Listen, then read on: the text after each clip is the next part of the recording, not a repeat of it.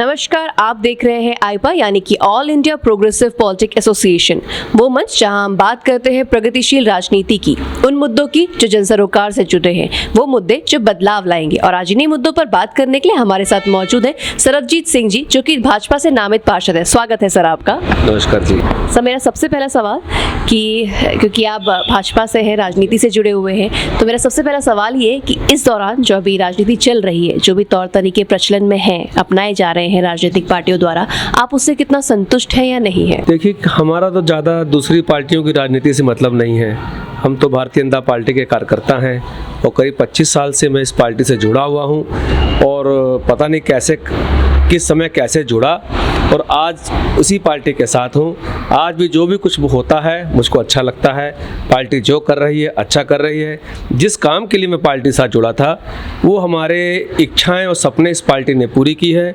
हम पहले आपको धारा 370 जो पार्टी ने, हमारे प्रधानमंत्री जी ने और पूरे हमारे जितने भी नेता हैं पार्टी के, उन्होंने हटवाया है। हम उसके लिए पार्टी से जुड़े थे। हम बहुत खुश हैं कि हमारी एक जो है मनोकामना पूरी हुई हैं। और दूसरी, श्री रामचंद्र जी का मंदिर जो अयोध्या में, जो एक हम लोग को टीस थी हरदम, जो हम लोग को परेशान करती थी कि एक हम छोटा सा मंदिर नहीं बना पाते, हमारे लिए तो पार्टी ने कुछ भी हो चाहे ना हो, हमारे सपने पूरे कर दिए पार्टी ने। सर, एक आम नागरिक के तौर पे आपको क्या लगता है कि कितनी जो देश की राजनीति चल रही है वो कितना आम नागरिक की ज़रूरतों को पूरा कर पा रही है या नहीं कर पा रही है? देखिए, मेरी भी कम से कम 55 साल की उम्र है, तो ये राजनीति ऐसे ही चलती रहती है। जो आदमी सत्ता पक्ष में होगा, विपक्ष का उसका विरोध करना है। जब हम भी होते थे हम भी करते थे। देश वैसे ही चल रहा है, लेकिन काफ़ी कुछ सुधार हो रहा है।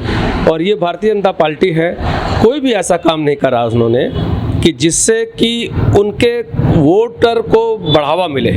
उन्होंने देश हित में सारे काम किए हैं। उसका फ़ायदा कितना मिलेगा पार्टी को, ये कभी नहीं सोचा पार्टी ने। जो देश हित में होते हैं फैसले, वो लिए जाते हैं हमारी पार्टी में। सर, अब विधानसभा चुनाव आने वाले हैं, तो ये होता है कि जैसे आपने देश हित की बात की, हर बार क्या होता है कि एक कोई राष्ट्रीय मुद्दा उठता है और उससे पूरा चुनाव चला जाता है, लेकिन जो स्थानीय मुद्दे होते हैं उनकी बात कम होती है।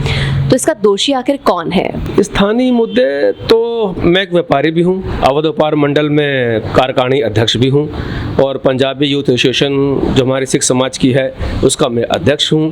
तो व्यापारी होने के नाते परेशानी तो हम लोग को, व्यापारियों को दिख रही है, लेकिन एक नॉर्मल परेशानी है। ये व्यापार एक व्यक्ति से या सरकार के निर्णय से कारण नहीं आ रही है। ये जो परेशानी आ रही है कोरोना के कारण आ रही है। सरकार ने कितना बड़ा काम करना पड़ गया, सबको टीकाकरण करना पड़ गया, कई विकास की जो योजनाएं थी वो रुक गई, सारा पैसा राशन में बांटना पड़ गया हम लोग को।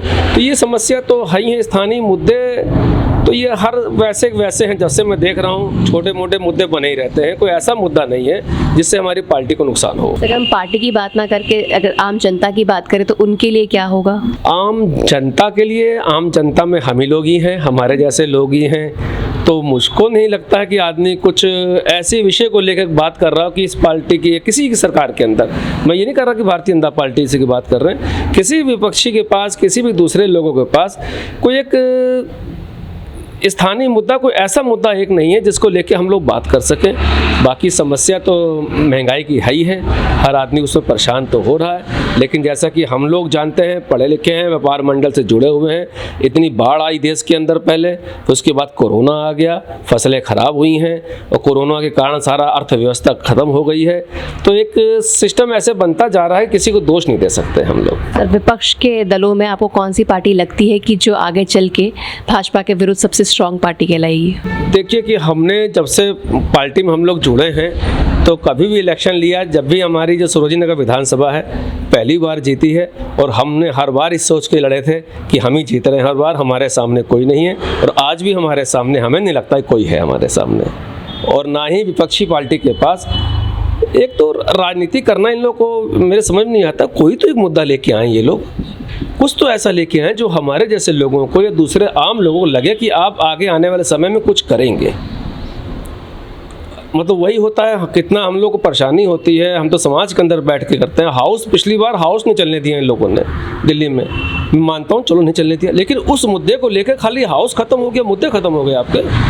हमारा करोड़ों रुपए का पैसा, जनता का पैसा, हम लोग का पैसा सरकार ने जो वहाँ जो खर्च होता है सब मिट्टी में मिला देते हैं। हाउस में शोर मचा के वहाँ पे अपने आप को दिखा के बाद या तो पूरे साल उसका विरोध कीजिए।